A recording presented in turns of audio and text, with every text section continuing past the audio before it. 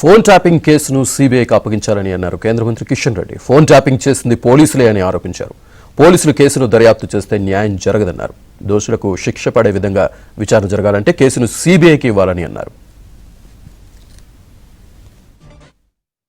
Party నాయకుడు రేవంత్ రెడ్డి గారు ప్రతిపక్షంలో ఉన్నప్పుడు, కాంగ్రెస్ పార్టీ అధ్యక్షుడిగా ఉన్నప్పుడు వారు పదే పదే ఫోన్ ట్యాపింగ్ కేసు విషయంలో సిబిఐ దర్యాప్తు జరగాలని వారు పదే పదే డిమాండ్ చేశారు. కాబట్టి కాంగ్రెస్ పార్టీ నాయకులు సిబిఐకి నేరుగా దీని మీద దర్యాప్తు చేయాలని చెప్పి ఉత్తరాలు రాశారు. కాబట్టి ఈరోజు వారు అధికారంలోకి వచ్చి 18 నెలలు కావస్తుంది. కాబట్టి ఇప్పుడు ఫోన్ ట్యాపింగ్ కేసు విషయంలో మరింత సమర్థవంతంగా దోషులకు శిక్ష పడే విధంగా ప్రజాస్వామ్య వ్యవస్థను కాపాడుకోవాలంటే మరి రోజు సిబిఐ దర్యాప్తు జరిపితే బాగుంటుందనేటువంటి విషయం మనవి చేస్తా ఉన్నాను. ఎందుకంటే ఆ రోజు ఫోన్ ట్యాపింగ్ చేసింది పోలీస్ వ్యవస్థని.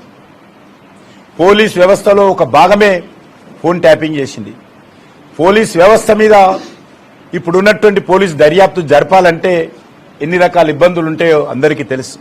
దర్యాప్తు జరుగుతున్నప్పటికీ కూడా సమగ్రమైనటువంటి దర్యాప్తు తెలంగాణ పోలీసుల మీద తెలంగాణ పోలీసులే దర్యాప్తు జరుపుకోవడం అనేటువంటిది ఎక్కడ కూడా అది పూర్తి స్థాయిలో న్యాయం జరగదని ఈరోజు అన్ని వర్గాల ప్రజలు భావిస్తున్నారు.